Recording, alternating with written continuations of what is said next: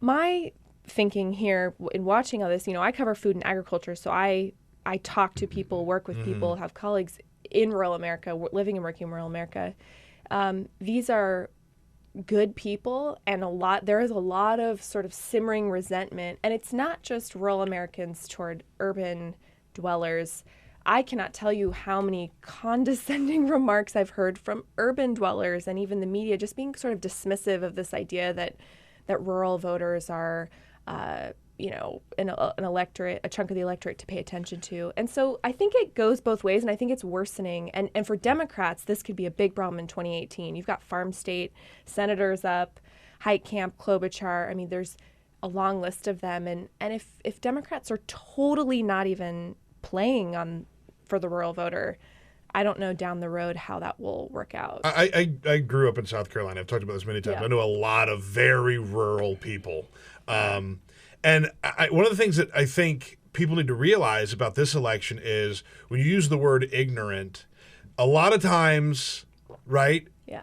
That is the worst thing you can say to a rural voter. Right. And a lot of times it's a matter of just exposure, right? The only people of color they see a lot of times are on the news. Yeah. It's just an exposure thing for them. But to say that you're just being ignorant about something, Right. they take it in the worst possible way. And that just can't keep happening. Here's the disconnect for me. Mm-hmm.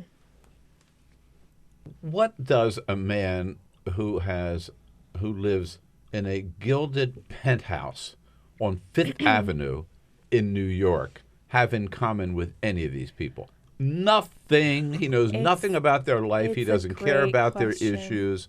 Why did they identify with him?